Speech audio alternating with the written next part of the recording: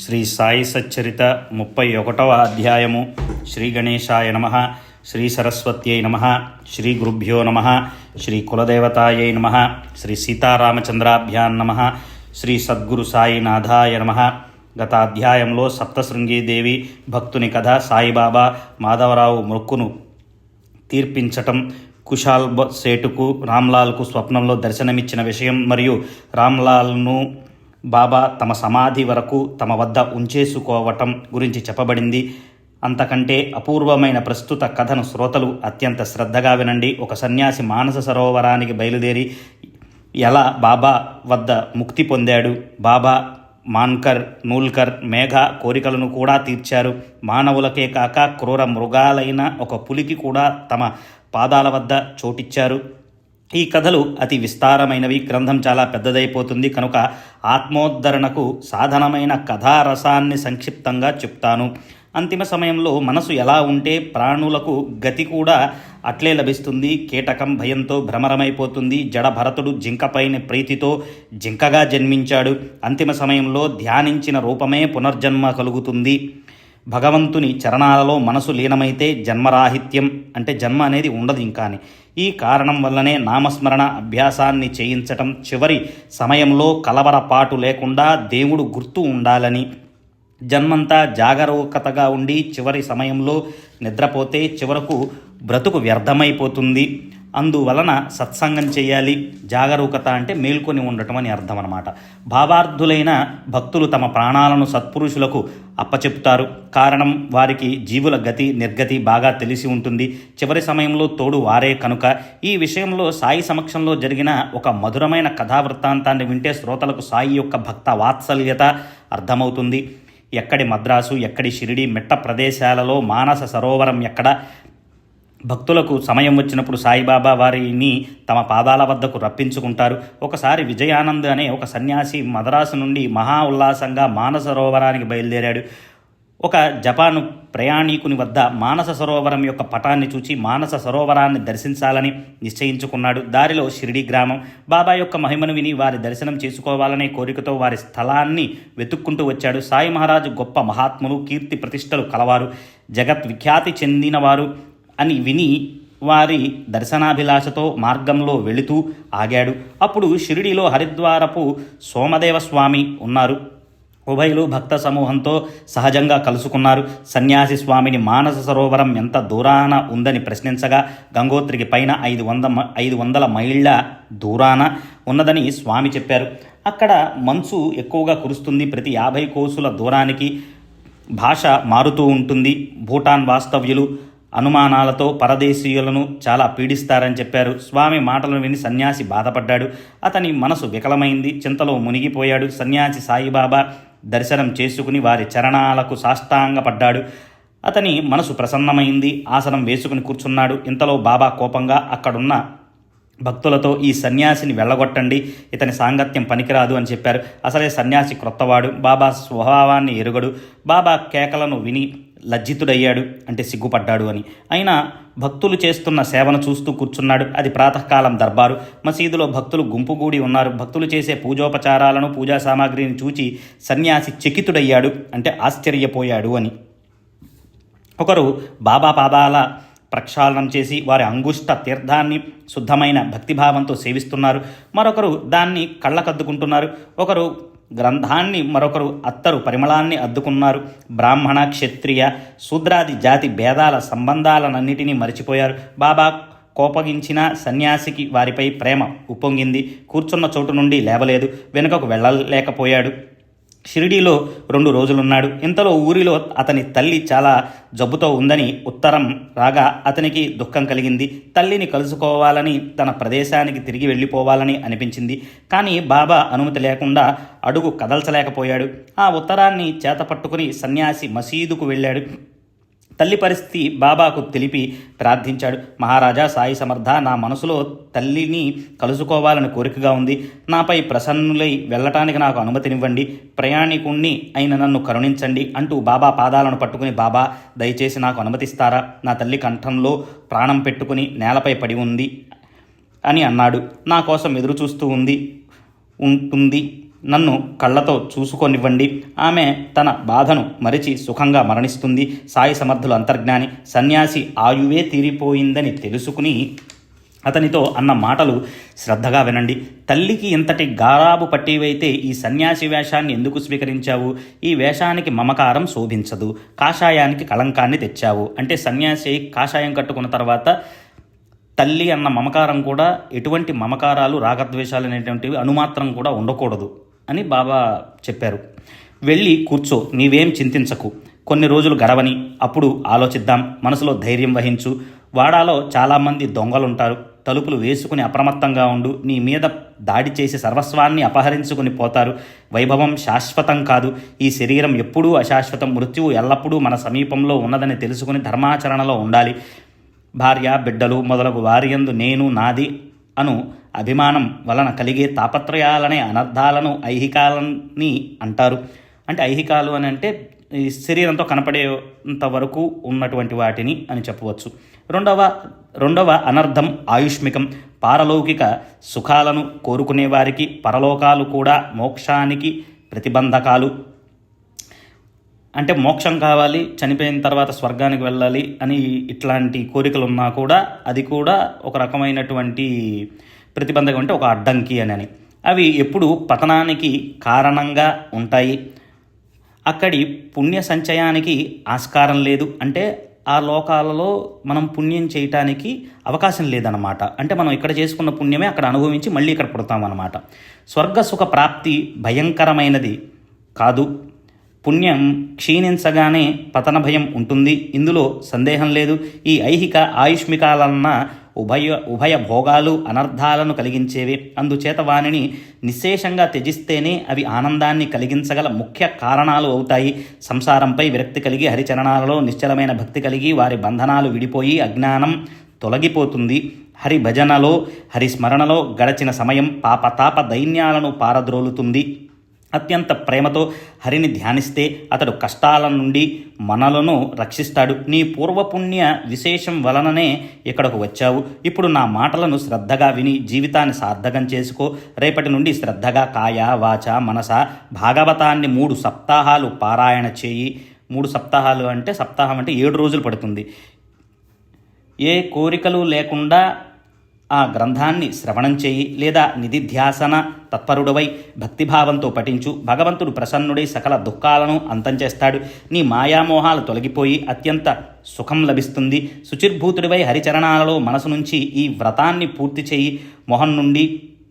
మోహం నుండి విముక్తుడవవుతావు అని చెప్పారు. తమ శరీరానికి అంతిమ సమయం సమీపించిందని తెలుసుకుని బాబా మృత్యుంజయుని సంతుష్టపరిచే రామ విజయాన్ని చదివించుకున్నారు.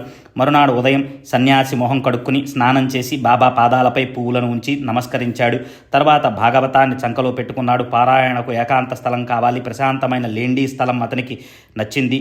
అక్కడికి వెళ్ళి ఆసనం వేసుకుని కూర్చుని పారాయణాన్ని ఆరంభించాడు. భగవత్ పరాయణుడైన సన్యాసి 2 సప్తాహాలను పూర్తి చేశాడు. 3వ సప్తాహంలో అతనికి అకస్మాత్తుగా అస్వస్థత చేకూరి బాగా నీరసించిపోయి పారాయణ పూర్తి కాకుండానే ఆపివేశాడు. వాడాకు తిరిగి వచ్చి 2 రోజులు కష్టంగా గడిపాడు. 3వ రోజు తెల్లవారేసరికి సన్యాసి కళ్ళు మూశాడు. అంటే ప్రాణం విడిచిపెట్టాడు అని. తన తలను ఫకీర్ బాబా ఒడిలో ఉంచి కదలికలు లేక స్థిరంగా ఉండిపోయాడు. శరీరాన్ని వదిలి విదేహముక్తిని పొందాడు. అతని మరణ వార్తను బాబాకు విన్నవించగా వారు ఆ శరీరాన్ని రోజంతా అలాగే ఉంచమని ఆజ్ఞాపించారు. ఇప్పుడే పూడ్చిపెట్టకండి అని బాబా అంటే అతడు మరల బ్రతుకుతాడేమోనని ప్రజలు చాలా ఆశతో ఆ శరీరాన్ని రక్షించారు. ఒకసారి వెళ్ళిపోయిన ప్రాణం మరల తిరిగి వస్తుందా? బాబా మాటల యందు విశ్వాసంతో శరీరాన్ని జాగ్రత్తగా ఉంచారు. దాని పరిణామం మంచిదే అయింది. ఏ వారసులు లేని శవాన్ని ఉంచటం వలన పోలీసులకు సందేహం తీరుతుంది. అయినా మరణించిన వారు ఎలా బ్రతుకుతారు? చక్కగా విచారణ జరగకుండా శవాన్ని పూడ్చరాదు అని బాబా ఉద్దేశం. చనిపోయిన వారిని బ్రతికించటం ఎలా సాధ్యం? ఇది బాబాకు తెలియదా? వారసులు లేని వారికి యజమానులైన ప్రభుత్వం ఆకస్మిక మరణంపై విచారణ జరుపుతుంది. కనుక ఆ విచారణకు ముందే శవాన్ని పూడ్చరాదు అని బాబా అలా చెప్పారు. ఇక్కడ కూడా తెలుస్తుంది బాబా మెటీరియలిస్టిక్ లైఫ్ అంటే కంటికి కనిపించేటువంటి జీవన విధానంలో కూడా రూల్స్ అండ్ రెగ్యులేషన్స్ అంటే గవర్నమెంట్ రూల్స్ను కూడా ఆయన గౌరవించేవారు. తరువాత అదనంగా జరిగాక యథావిధిగా ప్రేత సంస్కారం జరిగింది. శవాన్ని యోగ్యమైన స్థలంలో పూడ్చిపెట్టడంతో సత్పురుషుని కార్యం ముగిసింది. ఇటువంటి మరో వృత్తాంతాన్ని ఇప్పుడు శ్రోతలకు చెబుతాను. దీన్ని శ్రద్ధగా వింటే సాయి యొక్క వ్యాపకత్వాన్ని తెలుసుకుంటారు. బాలారాం అను ఒక భక్తుని ఉపనామం మాన్కర్. అతడు గృహస్థుడు, బాబాకు పరమ భక్తుడు. అతని భార్య మరణించగా అతనికి గృహస్థాశ్రమ విధులు సక్రమంగా జరగక ధైర్యం సడలి శాంతిపోయింది. అదే గొప్ప భాగ్యమైంది. గృహస్థాశ్రమ ధర్మాలు అని అంటే ఆయనకు కావలసిన నిత్యం పొద్దున్న లేచిన దగ్గర నుంచి రాత్రి గడిచేంత వరకు ఉన్న చిన్న చిన్న అవసరాలు ఇంట్లోవి అని. పూర్వార్జిత పుణ్యఫల ప్రాప్తి వలన అతనికి సాయి చరణ సన్నిధి లభించింది. దాంతో నిశ్చలమైన భక్తి, ప్రపంచం పట్ల సంపూర్ణ విరక్తి కలిగాయి. ఆశాపాశాన్ని బిడ్డలయందు గల మమతా బంధాలనన్నిటినీ తెంచుకుని భాగ్యవంతుడైన మాన్కర్ ప్రపంచం నుండి బయటపడ్డాడు. పరమార్థ ద్వారానికి అడ్డు తగిలే పరుల సేవ అనే మోహమాలను తన పుత్రుని మెడలో వేసి ఐహికానికి తాళం బిగించి స్వస్తి చెప్పాడు. ఇది కూడా ఒక రకమైన సన్యాసమే. సన్యాసాలలో అనేక రకాలు, కానీ జ్ఞానాన్ని ప్రసాదించని సన్యాసం అడుగడుగునా కష్టాలనే కలిగిస్తుంది. అందువలన ఉదార మూర్తి అయిన సాయి మాన్కర్ని అనన్య భక్తికి మెచ్చి అతనిని అనుగ్రహించాలని తలచి అతని వైరాగ్యాన్ని బాగా దృఢపరిచారు. అనేక జన్మల సంస్కారాల వలన చంచలమైన మనస్సు స్థిరపడదు. మనసులోని ప్రబలమైన ఆలోచన తరంగాలు అని అతని వైరాగ్యాన్ని శాశ్వతంగా గట్టిగా నిలువనీయటం లేదు. నా స్థానం ఒక్క షిరిడీలోనే లేదు, నేను దేశ కాలాలకు అతీతుణ్ణి అని అనుభవపూర్వకంగా తెలియచేయటానికి బాబా మాన్కర్తో, షిరిడీలో ఇక చాలు, ఈ 12 రూపాయలను ఖర్చుకు ఉంచుకో, మచ్చిందర్ గడకు వెళ్ళి తపస్సు చేసుకుంటూ అక్కడ సుఖంగా ఉండు అని ఆదేశించారు. మచ్చింద్రగఢ్ అంటే మత్స్యేంద్రనాథుడు అని నవనాథులలో ఒక క్షేత్రం అన్నమాట. షిరిడీకి దగ్గరలోనే ఉంటుంది ఇది. సాయిబాబా వచనాలను విని మాన్కర్ శిరసు వంచి వారి పాదాలకు సాష్టాంగ పడి అభివందనం చేశారు. బాలారాం ఎంతో వినయంగా సాయితో, మీ దర్శనం లేని చోట నేనేం చేయాలి? ఇక్కడైతే నిత్యం మీ పాదాల దర్శనం, మీ చరణ తీర్థసేవనం మరియు సహజంగా మీ ధ్యాస అహర్నిశలు ఉంటుంది. అక్కడ దీనున్నైన నేను ఒక్కడనే ఉండాలి. అయినా బాబా మీరు లేకుండా అక్కడ నాకేం మంచి జరుగుతుందో తెలుసుకోగల సమర్థుణ్ణి కాను. నన్ను ఎందుకోసం అక్కడికి పంపుతున్నారు అని అన్నాడు. గురు వచనాలయందు భక్తులకు ఏకాస్త సందేహం కలగకూడదు అని మాన్కర్ అనుకున్నాడు. వెంటనే అతని సంశయాలు తొలగిపోయాయి. బాబా క్షమించండి, నా క్షుద్ర బుద్ధి వలన సంశయాలు కలిగాయి. అందుకు నేను సిగ్గుపడుతున్నాను. ఇటువంటి సందేహాలు నాకు శోభించవు. నేను మీ ఆజ్ఞను పాటించేవాణ్ణి, మీ నామస్మరణలో తత్పరుణ్ణి. కేవలం మీ ప్రభావంతో పర్వతంపైనే ఉంటాను, అక్కడే మీ ధ్యానం చేస్తాను. కృపామూర్తి అయిన మిమ్ము స్మరిస్తాను, మీ పాదాలనే గుర్తుకుంచుకుంటాను. అదే నా నిరంతర తపస్సు. నేను మీకు అనన్య శరణు జొచ్చుతున్నాను. నా రాకపోకలను మీ చేతులలో పెట్టాను. ఇక నేనెందుకు ఆలోచించాలి? మీ ఆజ్ఞ, మీ శక్తితో నా మనసుకు శాంతి కలుగుతుంది. ఇలాంటి మీ సామర్థ్యం ఉండగా నేను వ్యర్థంగా ఎందుకు చింతించాలి అని అన్నాడు. సాయి సమర్థులు సనాతన బ్రహ్మ, వారి వచనాలు బ్రహ్మలిఖితాలు. విశ్వాసమున్న వారికి ఇది పూర్తిగా అనుభవమవుతుంది. తర్వాత బాబా అతనితో, ప్రశాంతమైన మనసుతో నా మాట విను, వేరే ఆలోచనలతో కష్టపెట్టుకోకు. వెంటనే మచ్చిందర్ పర్వతానికి వెళ్ళు, ప్రతిరోజు ముమ్మారు తపస్సు చెయ్యి. ముమ్మారు అంటే 3 సార్లు. కొంతకాలానికి ఆత్మానందంతో పరిపూర్ణమవుతావు అని చెప్పారు. ఆత్మానందం అని అంటే అంతటా నిండి నిబిడీకృతమై ఉన్నటువంటి పరబ్రహ్మ తత్వం అని చెప్పుకోవచ్చు. ఆ ధైర్య వచనాలను విని మాన్కర్ ఇక నేను ఏం మాట్లాడగలను అని మౌనంగా ఉన్నాడు. తర్వాత పర్వతానికి బయలుదేరడానికి సిద్ధమయ్యాడు. మరల సాయి చరణాలకు ప్రణామం చేసి విభూతి ప్రసాదాన్ని, ఆశీర్వాదాన్ని తీసుకుని స్వస్థ చిత్తుడై మచ్చిందర్కు బయలుదేరాడు. రమ్యమైన ఆ స్థలాన్ని చేరుకుని అక్కడ నిర్మలమైన నీటిని, మెల్లమెల్లగా వీచే వాయువును గని మాన్కర్ సంతుష్టుడయ్యాడు. అలా మాన్కర్ సాయిబాబా ఆజ్ఞతో ఆ పర్వతం పైన సాయి లేకుండా వారు చెప్పిన ప్రకారం నియమంగా తపస్సు ఆచరిస్తూ ఉన్నాడు. బాబా చమత్కారాన్ని చూడండి. మాన్కర్ తపో మగ్నుడై ఉండగా కొండ మీద బాబా ప్రత్యక్షంగా దర్శనమిచ్చారు. అతనికి సాక్షాత్కారమైంది. ధ్యానంలో మగ్నమై ఉన్నప్పుడు దర్శనమవుతుంది. ఇందులో ఏం ఆశ్చర్యం లేదు. కానీ జాగ్రత్తావస్థలో ఆసనంలో కూర్చొని ఉండగా అతడు సాయి సమర్థుణ్ణి చూచాడు. కేవలం కళ్ళతో చూడటమే కాదు, బాలక్రామ్ బాబాను, బాబా నన్నెందుకు ఇక్కడకు పంపారు అని ప్రశ్నించాడు కూడా. బాబా జవాబు ఏమిచ్చారంటే, షిరిడీలో ఉండగా నానా రకాల ఆలోచన తరంగాలు నీ మనసులో లేచేవి కదా, అందుకని నీ చంచలమైన మనసును కుదుట పడాలని పర్వత ప్రయాణాన్ని ఏర్పాటు చేశాను. నేల, నీరు వగైరా పంచభూతాల కలయికతో నిర్మితమైన ఈ 3.5 మూరల శరీరం షిరిడీ బయట లేదని తలచావు. ఇప్పుడు ఇక్కడ ఉన్నదే అక్కడ ఉన్నది. నిశ్చలమైన మనసుతో సరిగ్గా చూడు. నేను నిన్ను అక్కడి నుండి పంపినది ఇందు నిమిత్తమే అని తెలుసుకో. తరువాత నిర్ణయించిన కాలం గడిచాక మాన్కర్ తన నివాస స్థలాన్ని చేరుకోవటానికి మచ్చిందర్ పర్వతాన్ని విడిచాడు. బాంద్రా గ్రామం అతని ఊరు. అతడికి వెళ్లాలని తలచి పూణే నుండి దాదర్ వరకు రైలు బండిలో ప్రయాణం చేయాలని అనుకున్నాడు. పూణే స్టేషన్కు వెళ్లి టికెట్ తీసుకోవాలని కిటికీ వద్ద నిలుచున్నప్పుడు ఒక చమత్కారం జరిగింది. నడుము వరకు ఒక లంగోటిని చుట్టుకుని భుజంపై కంబళిని వేసుకుని రైతు వేషంలో అపరిచితుడైన ఒక ప్రయాణికుణ్ణి అక్కడ చూచాడు. అతడు దాదర్కు టికెట్ తీసుకుని వెనుకకు తిరిగి మాన్కర్ను చూచి అతని వద్దకు వచ్చాడు. మీరు ఎక్కడికి వెడుతున్నారు? బాలక్రామ్ను అడిగాడు.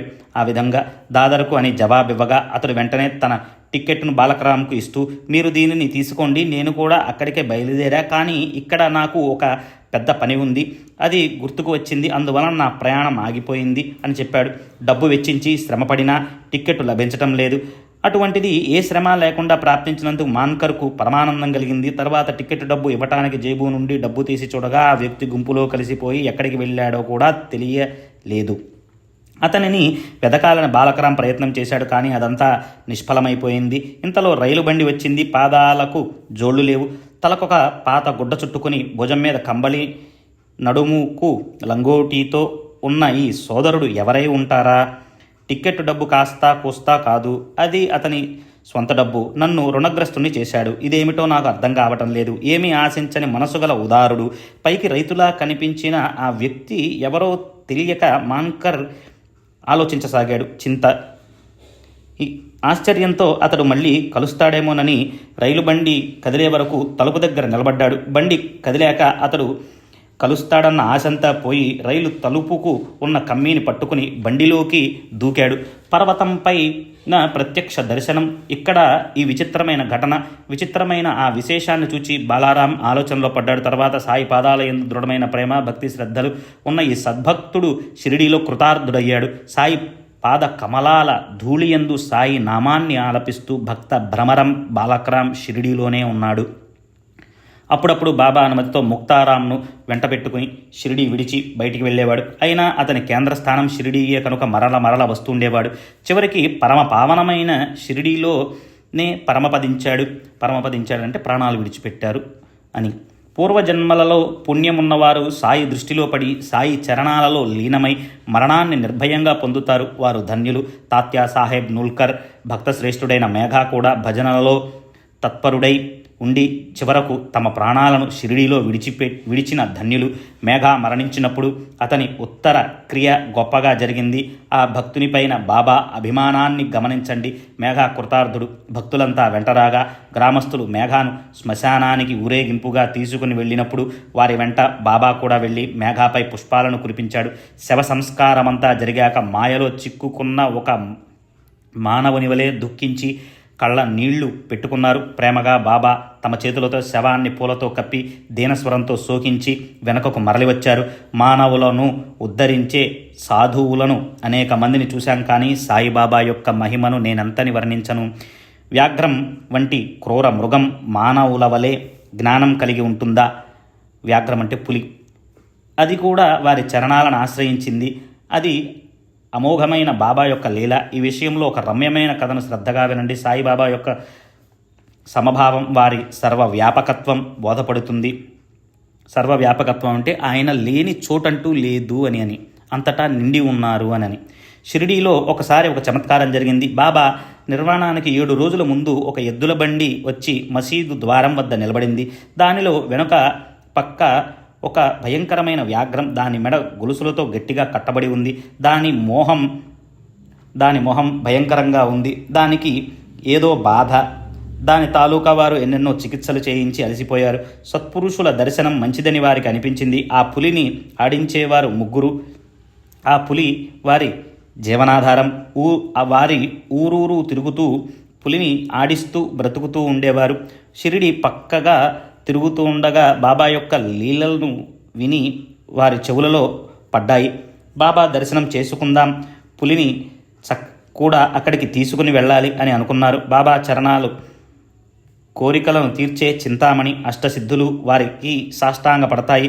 నవనిధులు వారి పాదాల వద్ద దొర్లుతూ వారి పాదా తీర్థాన్ని సేవిస్తాయి. కనుక వారి చరణాలపై శిరస్సు నుంచి పులి కోసం వారి అనుగ్రహాన్ని కోరుకుందాం. సత్పురుషుల ఆశీర్వచనం అందరికీ కళ్యాణప్రదం అని తలచి వారు పులిని ద్వారం వద్ద దింపి గట్టిగా గొలుసులతో పట్టుకుని ద్వారం వద్ద నుంచున్నారు. పులి అసలే భయంకరమైన క్రూర మృగం, పైగా రోగగ్రస్తత, అందువలన మరీ అస్వస్థతగా ఉంది. అందరూ దానిని కుతూహలంగా చూస్తూ ఉన్నారు, అంటే ఇంట్రెస్టింగ్గా అని. పులి పరిస్థితినంతా దాని తాలూకా వారు బాబాకు విన్నవించుకున్నారు. బాబా అనుమతిని తీసుకుని ద్వారం వద్దకు వచ్చారు. పులి గొలుసును తెంపుకుని పారిపోకుండా బాగా గట్టిగా పట్టుకుని దానిని జాగ్రత్తగా సాయి ఎదుటకి తీసుకుని వచ్చారు. మెట్ల వద్దకు రాగానే తేజోరాశి అయిన సాయిని చూచి ఆ పులికి ఏమనిపించిందో కానీ ఎంతో గౌరవంగా ముఖాన్ని క్రిందకు వంచింది. అదేమి చమత్కారమో, మెట్లెక్కుతున్న పులి బాబా పరస్పరం చూచుకున్నారు, అంటే ఒకరినొకరు చూసుకున్నారు అని. పులి బాబాను ప్రేమగా చూచింది. అంతే, వెంటనే తోకను పైకి ఎత్తి ముమ్మారు భూమిని కొట్టి సాయి చరణాలయందు శరీరాన్ని వదిలి నిశ్చేష్టగా పడిపోయింది.